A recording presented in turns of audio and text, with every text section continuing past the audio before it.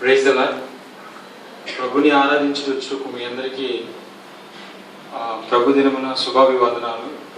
మొట్టమొదట నన్ను దేవుడిలోనికి నడిపించినటువంటి pastor sir గారికి నా వందనాలు. నా కొరకు ఎంతగానో ప్రతిరోజు ప్రార్థన చేసేటువంటి మణి ఆంటీకి నా వందనాలు. దేవుడు నా పట్ల ఎన్నో మేలు చేశారు. నేను అన్నిలో ఉన్నప్పుడే ఈ అద్భుత కార్యాలను నేను అనుభవించగలిగాను. ఎన్నో అవి మీతో పంచుకోవాలని ఆశపడుతున్నాను.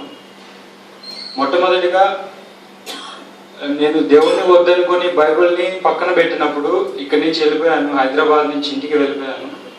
ఒక సహోదరుడు నాకు ఫోన్ చేసి ఇంటర్వ్యూ ఉంది రమ్మని చెప్పి హైదరాబాద్ పిలిచారు. ఇక్కడ వారంలో ఒక రిటన్ టెస్ట్ రాశాను, కానీ రిజల్ట్ లేదు. వారం రోజుల వరకు వెయిట్ చేశాను, కానీ రిజల్ట్ లేదు. ఆఖరికి ఏం చెప్పాడంటే నువ్వు సెలెక్ట్ కాలేదని చెప్పాడు. వారం రోజుల తర్వాత కరెక్ట్గా జనవరి 23 నైట్ మార్నింగ్ 4:30 నా కళ్ళలో యేసు సిలువ వేసినటువంటి ఆ క్రాస్ నా కళ్ళలో వచ్చింది. ఆ సిలువ పైన యేసు ముఖ చిత్రం అనేది పెద్దగా నాకు కనిపించడం జరిగింది. అప్పటి నుంచి నాకు నా మీద భయం వేయడం మొదలుపెట్టింది.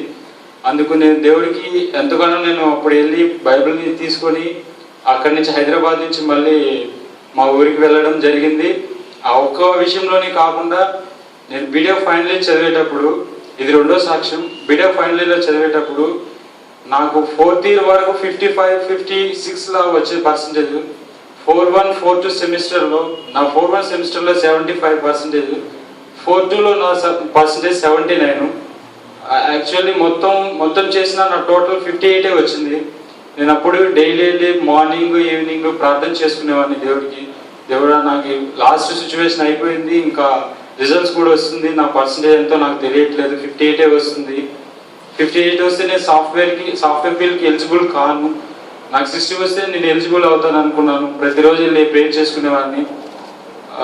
దేవుడి కృపను బట్టి ఆ 58 కాస్త 60గా మారింది. ఇది రెండో సాక్ష్యం.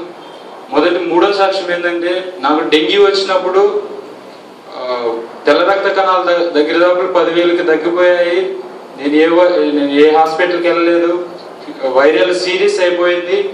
ఇంకా ప్రతిరోజు ప్రార్థన చేసుకోవడం మొదలు పెట్టాను. నాకు ఎంత జ్వరం వచ్చినా కానీ దేవుని మరవలేదు. అప్పుడు ఆ డెంగ్యూ జ్వరం నుంచి కూడా నన్ను దేవుడు బయటపడేశాడు. ఇంకా ఇక్కడ మీ అందరి ముందుకు వచ్చి చెప్పాలంటే నాకు భయం వేసేది. ఇంతకుముందు నేను లాస్ట్లో కూర్చునేవాడిని. నాకు ఇక్కడ పాటలు పాడుతున్న వాళ్ళందరినీ చూసి పాడాలని కోరిక ఉండేది, కానీ రాలేకపోయేవాడిని. అది నేను దానికోసం కూడా దేవుడి కోసం ప్రేయర్ చేశాను. అందుకు దేవుడు నన్ను ముందుకు నడిపించాడు. నువ్వు భయపడకు, నేను నీ తోడుంటానని ముందుకు నడిపించాడు. వచ్చి క్రిస్మస్ కొరకు పాటలు పాడడానికి నేను ప్రేయర్ ఇచ్చాను.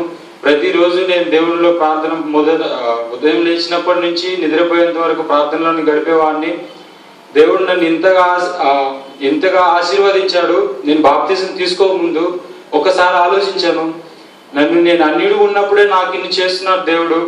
నేను బాప్తిజం తీసుకుని దేవుడి కొరకు సిద్ధపడితే నాకు ఇంకెన్ని చేస్తాడని నేను నమ్మాను. నేను పాపినే, అయినా కానీ దేవుడు నా పట్ల ఎన్ని కార్యాలు చేసినందుకు ఆయనకి కృతజ్ఞత స్తుతులు చెల్లించుకున్నాను.